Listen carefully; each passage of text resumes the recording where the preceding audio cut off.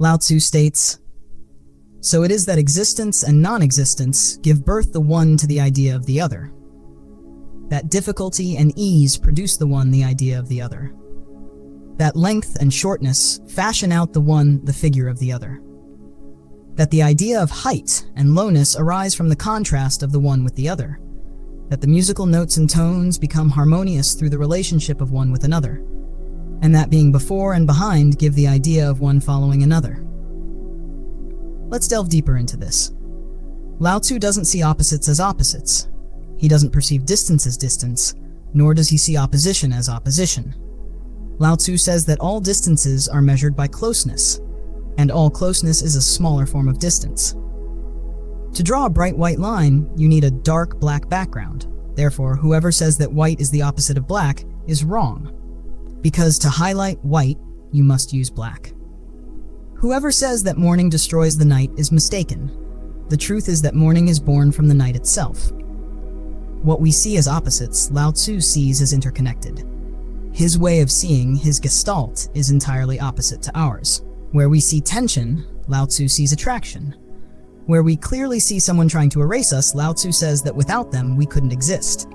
The one trying to erase us is essential to our being. Without them, there's no possibility of our existence. He applies this to every single thing. He says if there were no two, there would be no place for one. He gives a mathematical example.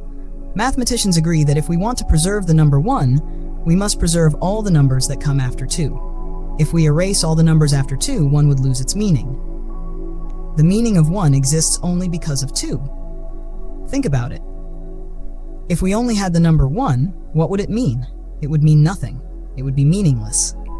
The meaning comes from the expansion of 2, 3, 4, up to 9. If we remove all the numbers after 1, 1 becomes meaningless. Lao Tzu says that 1 is not separate from 2. It's a part of 2. He says if we remove height, what would depth be? If we erase mountain peaks, where would valleys remain? How would they survive? Though valleys seem opposite to mountain peaks, the peak seems to touch the sky. The valley seems to touch the depths. But Lao Tzu says valleys are formed near mountains because of the mountains. In reality, the valley is the other part of the mountain peak, its other aspect. If we erase one, the other will disappear. If we want to save the peak and erase the valley, the peak won't survive. We always see the valley as opposite, the peak as opposite. Lao Tzu says the valley is the foundation of the peak. The peak is the birthplace of the valley. They are united. There's no way to separate them.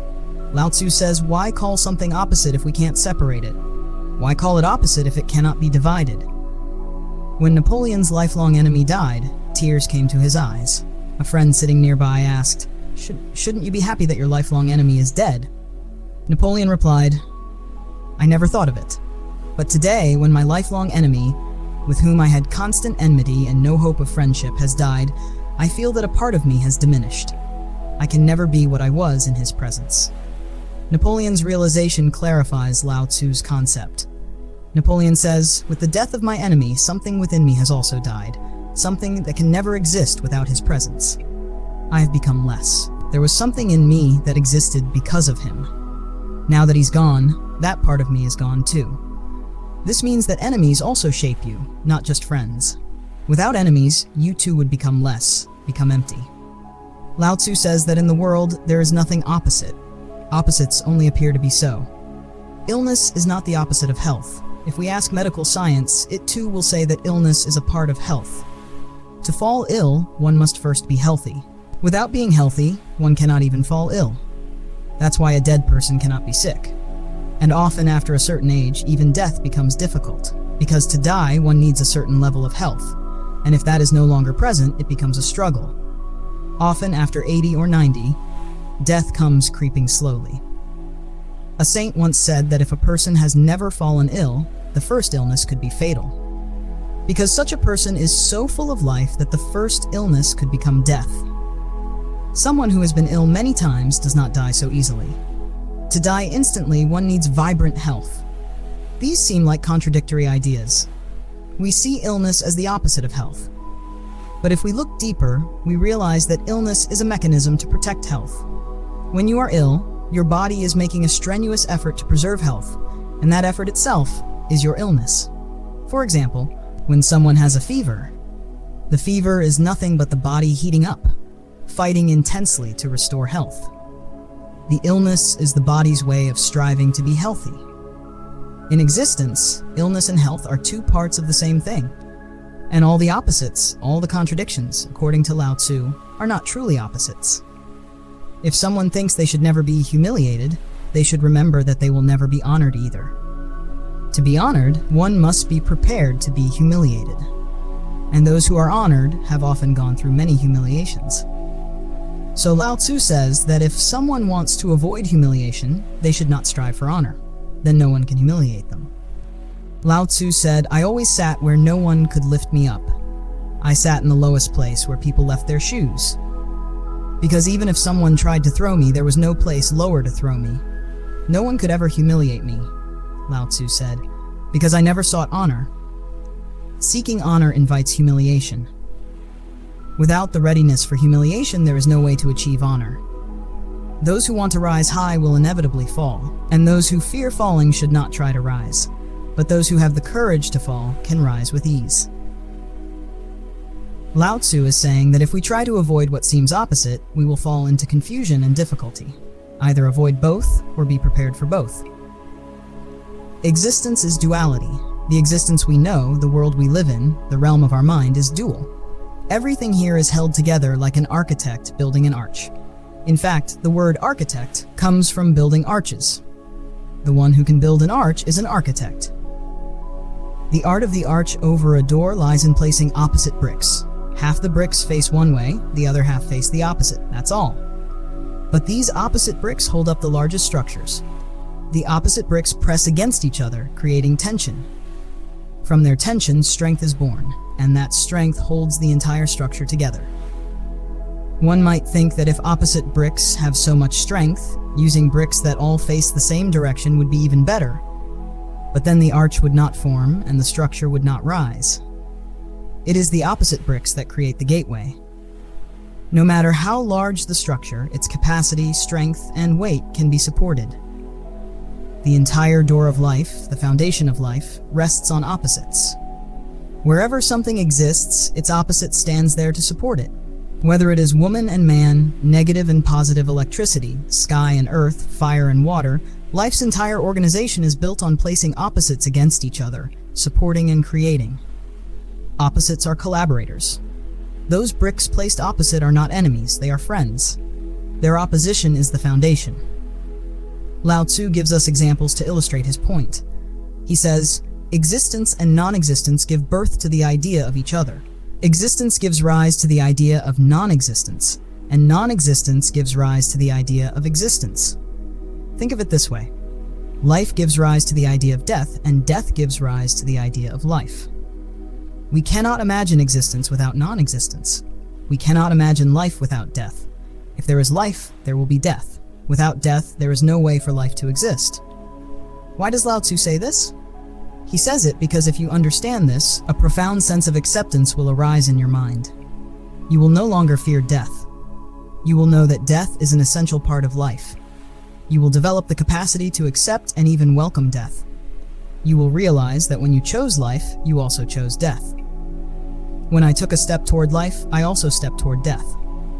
You will understand that trying to save life alone is foolish. Life can only exist alongside death. If I want life, I must also want death.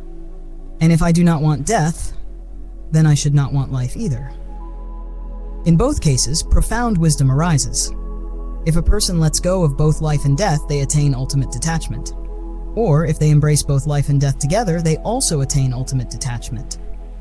Either let go of duality entirely, or fully accept it, and you will transcend duality. But our mind works differently. It wants to save one and discard the other. The mind says, save life, discard death. The mind says, hold on to love, let go of hatred. The mind says, keep friends, lose enemies. The mind says, seek honor, avoid humiliation. The mind says, stay healthy, never fall ill. The mind says, stay young, never grow old. The mind says, keep happiness, avoid suffering. And when the mind makes such choices, life becomes a crisis, a worry, and a futile tension. Choosing one over the other is the root of suffering. But if you let go of both or accept both, a state of ultimate joy and fulfillment arises.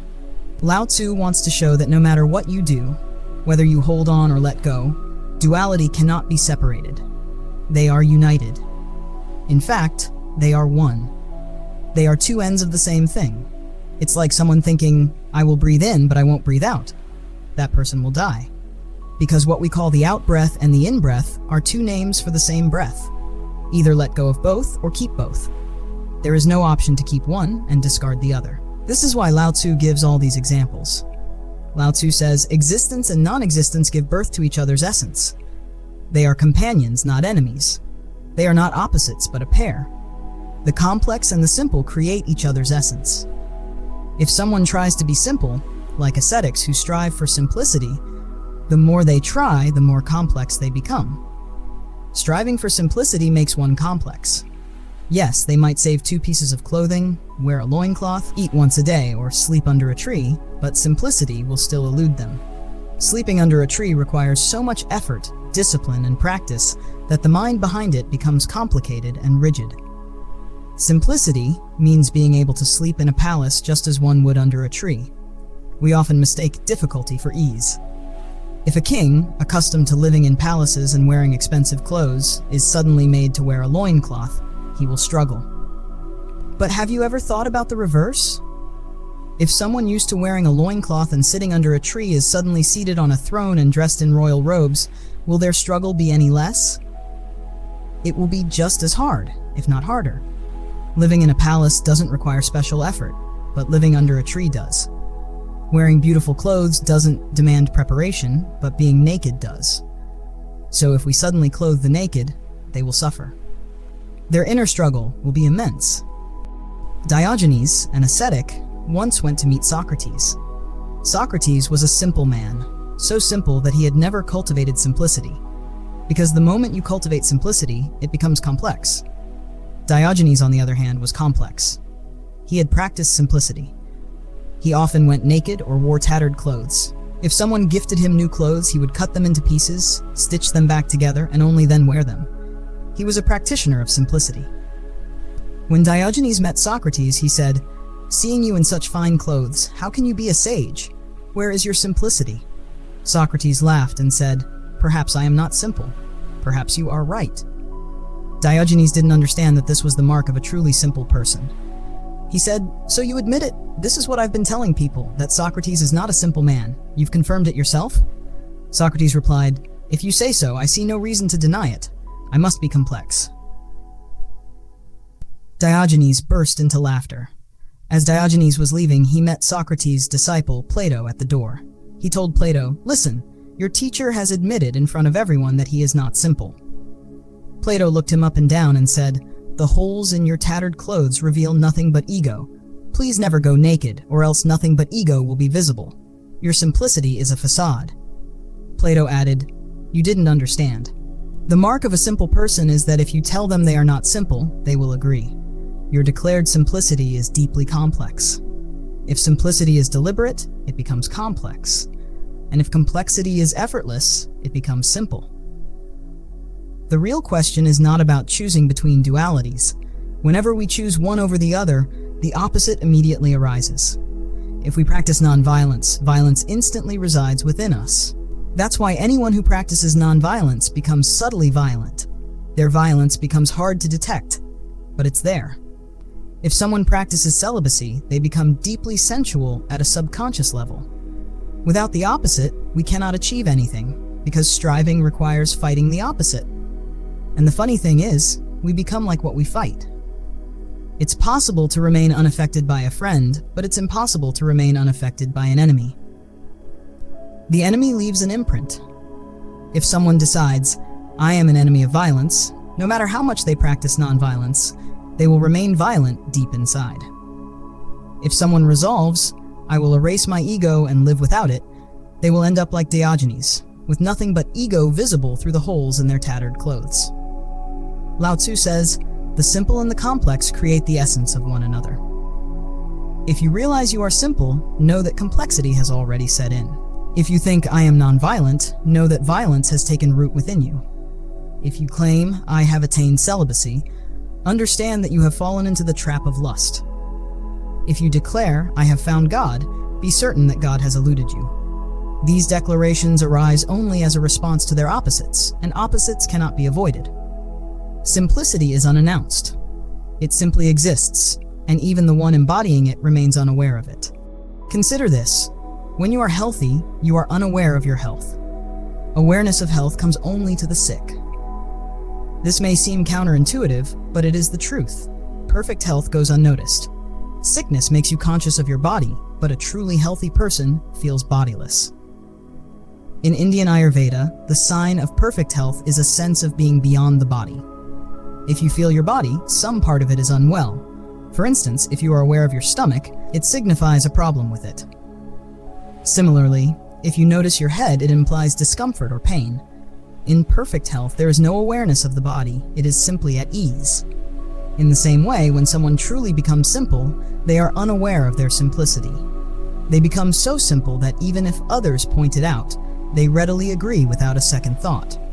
Such a person is so aligned with God that even accusations of ignorance do not disturb them.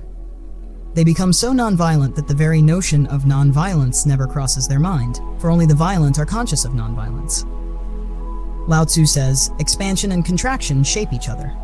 Expansion seems grand, contraction appears modest. The universe is vast, while an atom is minuscule. Yet, atoms collectively form the universe. Without atoms, the universe would cease to exist. Similarly, without droplets, the ocean would be empty. The ocean, however, does not recognize that it is made of droplets, and if confronted with this truth, it might even deny it. Yet the ocean is nothing but the sum of countless droplets. If we remove the droplets, the ocean disappears. Therefore, we can say the droplet is a small ocean, and the ocean is a large droplet. This understanding brings us closer to the truth. The universe, no matter how vast, is essentially made of atoms, and each atom, no matter how small, reflects the universe. The sages of the Upanishads observed no distinction between the microcosm and the macrocosm, between the individual and the universal. They saw the nothingness and the all-encompassing as one and the same. Lao Tzu teaches that the distinctions we see, big versus small, simple versus complex, are illusions. Even modern science aligns with Lao Tzu's view. Interestingly, some young Western scientists are deeply fascinated by Lao Tzu's philosophy. They are exploring whether a new science could emerge based on his principles. One eminent thinker and mathematician has written a book titled Tao and Science, discussing whether Lao Tzu's ideas could inspire a different kind of science. The science of the West, built on the Greek tradition, embraces opposites and is fundamentally Aristotelian. Aristotle's philosophy stands in stark contrast to Lao Tzu's. In fact, the world of ideas can largely be divided into two schools of thought, Aristotle's and Lao Tzu's. The philosophy of the East is similar to Lao Tzu's, while that of the West is rooted in Aristotle. Recognizing this fundamental difference helps us better understand the essence of their teachings. Aristotle says that darkness is darkness, light is light. The two are opposites and cannot coexist. He claims that evidence lies in the obvious. Light a lamp and darkness disappears. Extinguish the lamp and darkness returns. For him, darkness exists only in the absence of light, and light banishes darkness. His entire philosophy is based on a firm principle. A is A, B is B, and A can never be B. This foundational logic forms the backbone of Aristotle's thought. Lao Tzu, however, takes an entirely different view. If we attempt to frame Lao Tzu's philosophy in Aristotle's terms, it might say, A is A, but also B, and A cannot remain A without becoming B. Aristotle's approach is rooted in rigid definitions, while Lao Tzu's is fluid and dynamic. Lao Tzu believes that things are so fluid that they inevitably flow into their opposites. Valleys become peaks, and peaks become valleys. Life transitions into death, and from death, life emerges again. Youth transforms into old age, and from the aged, new life is born. Darkness is not merely the absence of light, and light is not just its opposite. Darkness is a slower form of light, while light is an intensified form of darkness. This fundamental contrast between Lao Tzu and Aristotle defines two divergent worldviews. Western science, built upon Greek philosophy, is deeply Aristotelian. For over 2 millennia, Aristotle's principles have shaped the Western approach to reasoning and science. Even Einstein's theories can be seen as an extension of Aristotle's logic. In contrast, Lao Tzu offers a radically different perspective. If science were ever to develop based on Lao Tzu's principles, it would lead to a completely new dimension of understanding, unimaginable to us now. According to Aristotle, eliminating death would mean preserving life. If death could be entirely eradicated, life would be eternal. Lao Tzu, however, asserts the opposite. If death is destroyed, life will cease as well.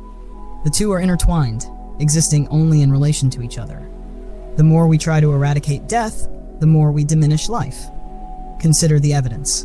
The more diseases we have conquered, the less robust human health has become. People in Lao Tzu's time, despite lacking advanced medical interventions, were far healthier than we are today. Even today, tribal communities in remote jungles, with no access to modern medicine, exhibit extraordinary vitality. For example, in African jungles, wounds heal naturally within 48 hours without treatment. Scientists attribute this to their remarkable health and vitality, which allow the body to heal itself effortlessly. The makeshift remedies they use, like binding a leaf to a wound, are merely symbolic. The body's natural strength does the real healing. Lao Tzu might be right. He argues that the more we focus on eradicating disease, the more we undermine health, because life exists in duality. When one side is tampered with, the other inevitably collapses. Western scientists are beginning to explore the truth in Lao Tzu's philosophy, recognizing that it offers a perspective missing from conventional science. There's a story about an old man, a follower of Lao Tzu, who was 90 years old, but still physically strong. He and his young son worked together in their garden, pulling water from a well by hand. One day, Confucius happened to pass by. Seeing the old man and his son laboring so hard, drenched in sweat, Confucius felt pity. He approached the old man and said, "Why are you working so hard? In the cities, we use horses and oxen to draw water. You don't need to do this yourself." The old man replied, "Speak softly, or my son might hear you." Confucius was puzzled. When the son left for lunch, he asked the old man why he had kept his words hidden from his son. The old man explained, "I'm 90 years old, yet I'm still stronger than most young men. If I let my son rely on horses or machines, he will never achieve this level of health. The day my son hears of these machines, his vitality will be destroyed. I know cities use horses, and I know machines can draw water, but if my son relies on them, his body will weaken and his life will lose its strength. Please don't let him know." This story illustrates Lao Tzu's principle. What we do on one side has consequences on the other. If Lao Tzu is correct, these consequences can be profound and far-reaching. If we desire deep sleep, we naturally lean towards rest. Someone who loves rest may avoid hard work, believing that relaxation alone will lead to better sleep. But Lao Tzu argues otherwise. Rest and labor are interconnected. To enjoy true rest, one must work deeply.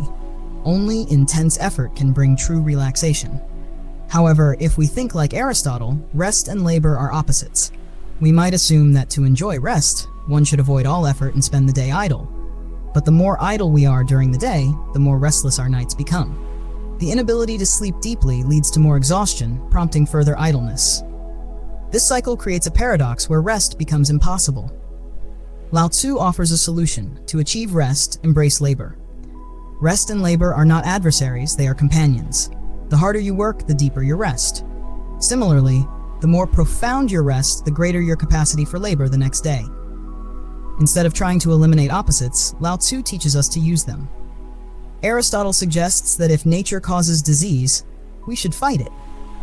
Western science is built on this combative mindset, with its language often reflecting a battle against nature. Bertrand Russell's famous book, The Conquest of Nature, embodies this attitude. It's all about struggle and dominance. But Lao Tzu would laugh at this. He says, "You are a part of nature. How can you conquer it?" Trying to dominate nature is as absurd as a hand attempting to overpower the body it belongs to. Lao Tzu warns that the effort to conquer nature only leads to stress and tension. Instead of fighting, he advocates living in harmony with nature. Love it, immerse yourself in it, and it will reveal its secrets to you. If science were ever built on Lao Tzu's principles, it would be entirely different. Its language would shift from conflict to cooperation, from struggle to collaboration. For example, Aristotle's logic suggests that to achieve health, we must eliminate disease. But Lao Tzu disagrees. Consider the story of Rothschild, who lived in an air-conditioned house. His porch, car, and office were all air-conditioned, creating a perfectly controlled environment. Over time, he developed several illnesses. His doctors advised him to spend 2 hours daily in a hot water tub to induce sweating. Rothschild then realized the absurdity of his situation. He was suppressing sweat with air conditioning, only to force it out later with artificial means. The cycle left him constantly battling his own body. This mirrors the struggle-oriented mindset Lao Tzu critiques. What we see as opposites, heat and cold, rest and labor, are not truly opposed. To enjoy coolness, one must first experience the warmth of the sun. Without the joy of sweating, the comfort of coolness becomes meaningless. Lao Tzu insists that life's so-called opposites are actually intertwined. True harmony emerges when opposites come together.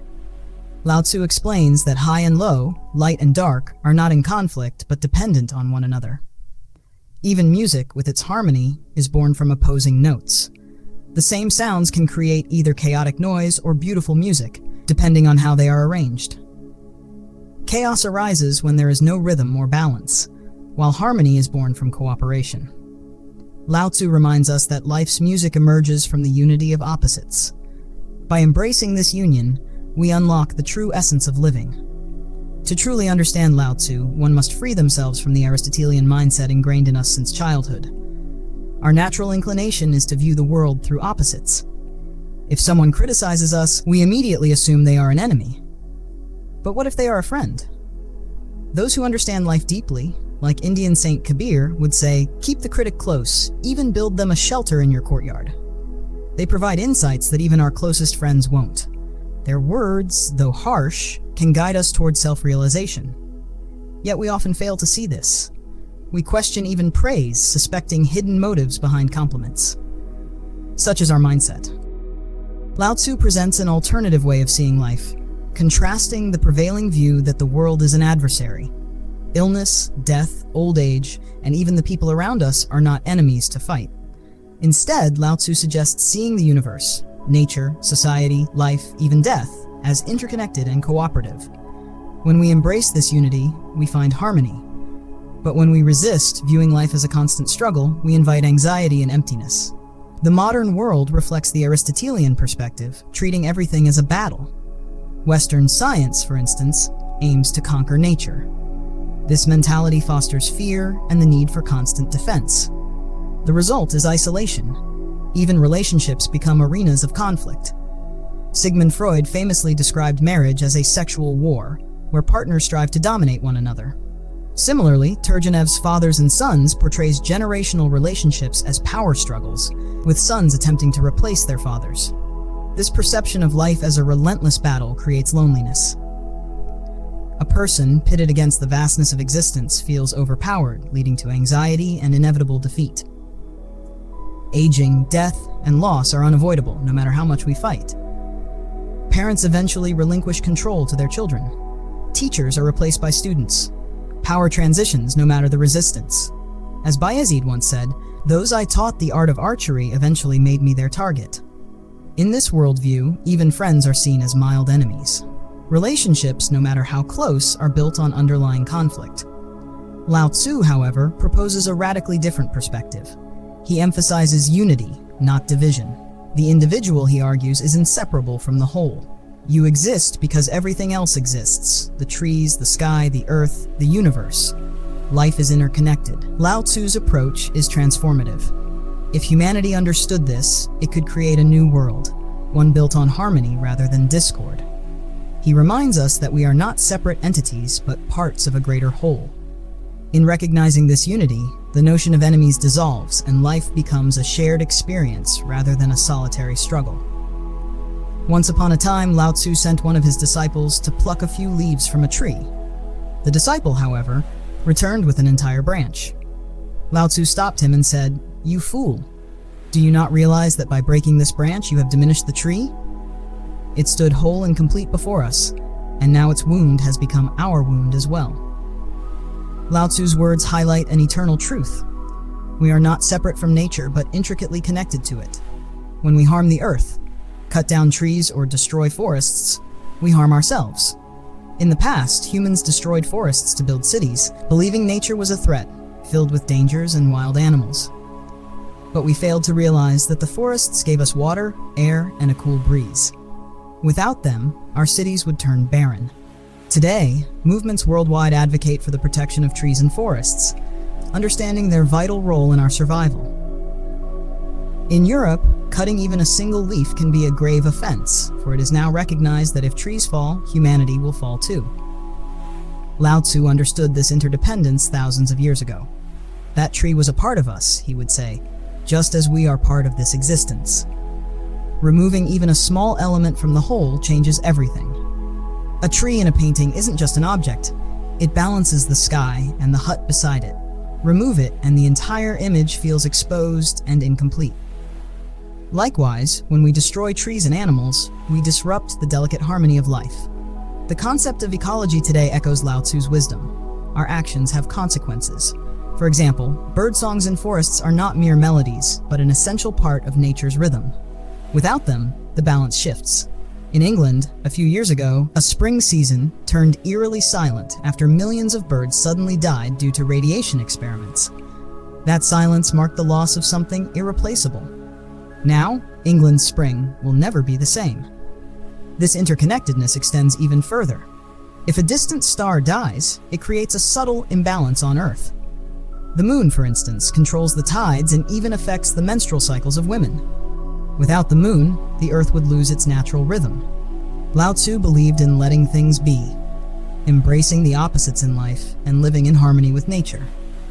He warned against interfering with existence, because everything is deeply intertwined. Today, as our understanding of ecology deepens, we realize how our seemingly small actions, like cutting forests, polluting the oceans, or using harmful detergents, impact the planet. The oil spills in our oceans, for instance, threaten the very life-sustaining elements produced by the sea. Similarly, detergents, which take over 100 years to decompose, poison the soil and water. What seems convenient and cheap now comes at an immense cost to the environment and, ultimately, to us. Lao Tzu didn't have scientific knowledge about oxygen, carbon dioxide, or ecological systems, but he intuitively understood that life is a web of connections. Any disturbance, he said, creates chaos in the whole. His philosophy wasn't about controlling nature, but surrendering to it, accepting it as it is, and understanding its deeper mysteries. He advocated for yielding to life, for embracing even what appears to be negative, death, illness, or adversity. For Lao Tzu, surrendering wasn't a sign of weakness, but the ultimate strength. A person who surrenders to nature lives free from fear and anxiety. They don't fight, and hence they cannot lose. Even in surrender, there is victory. Through his teachings, Lao Tzu reminds us that harmony with nature isn't just a philosophical idea, it's a necessity. By living in sync with existence, we rediscover the melody of life, a melody that is the essence of Tao, of Dharma, of cosmic order. As we face the environmental challenges of our time, Lao Tzu's timeless wisdom offers a guide to reconnecting with the world and finding balance within ourselves. Life follows a rhythm, a sequence where the past and future are interconnected. For example, when an elder in the family passes away, it creates space for a child to be born. But we often fail to see this connection. We mourn the loss of the elder, but celebrate the birth of a child without realizing they are part of the same cycle. If elders never passed, generations would pile up, suffocating the new. Imagine a house with 4 or 5 generations of elders. How would the young thrive? The wisdom of the elderly would stifle the growth and freedom of the youth, leaving them overwhelmed and unable to learn through their own experiences. Lao Tzu teaches that everything has its place in the sequence of life. Youth must fade for old age to come, and old age must make way for youth. Yet we try to hold on to youth, wishing to preserve what is fleeting. This resistance to the natural flow only creates suffering. The story of George Bernard Shaw offers an interesting perspective. When asked about his old age, he remarked that strength is wasted on the young. He wished the elderly, with their experience, had the vigor of youth to enjoy it fully. But this is not how nature works. The young, inexperienced, but full of energy, are meant to grow and explore. The elderly, wise yet physically frail, have fulfilled their purpose and are closer to their final journey. Experience gathers as life progresses, and with it comes the readiness for death. Strength diminishes because it is no longer needed. Nature's balance is evident here. The young need strength to stumble, learn, and grow, while the elderly, no longer needing to struggle, move towards closure. However, we often disrupt this rhythm by imposing our experiences on the younger generation, trying to protect them from mistakes. But growth only happens through trial and error, not by inheriting wisdom prematurely. In relationships, too, we fail to recognize the balance of opposites. If someone gives us respect, we expect it always. But Lao Tzu reminds us that the same person may one day show disrespect. Both respect and disrespect are interconnected, part of life's duality.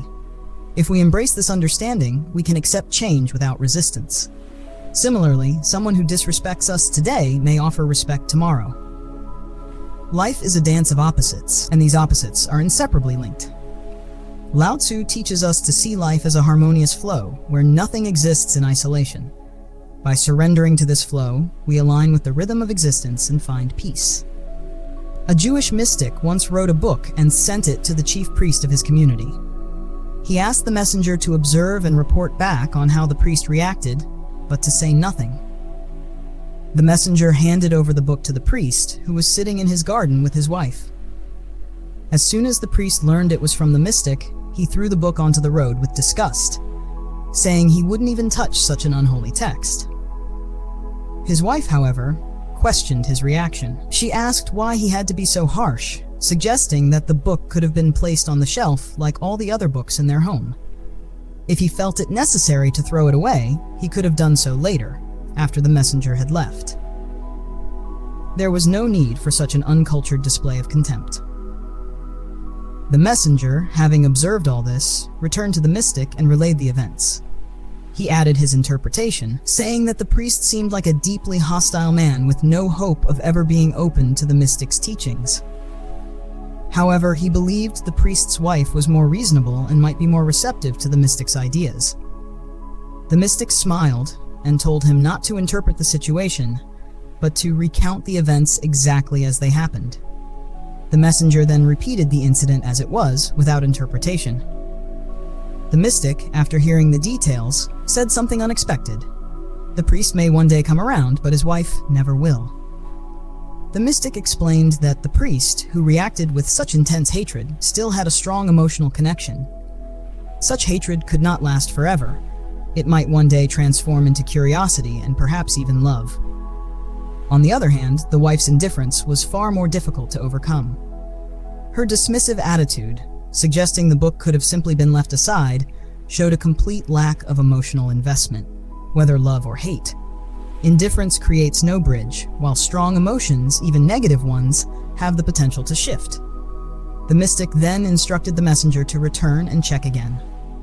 The messenger was skeptical but obeyed. When he returned, he found the priest reading the very book he had earlier thrown away. This story reflects the nature of life and human emotions. Those who insult or reject something with intensity often carry within them the capacity for deep love and understanding.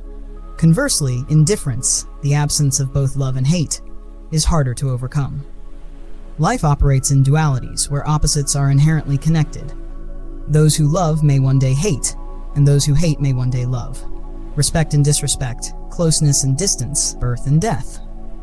Everything exists in a dynamic interplay. When someone comes close to us, we can expect they will one day move away. When someone distances themselves, it's only a matter of time before they draw near again. There's no need to hold on too tightly to closeness or fear separation, as both are part of the rhythm of life. Birth happens with the inevitability of death, and death prepares the way for new life. This is the essence of Lao Tzu's teaching, to see life as a harmonious flow, where opposites are not contradictions but essential parts of a greater whole. When we understand this interconnectedness, we see life not in fragments, but as a beautiful rhythmic pattern, full of balance and grace.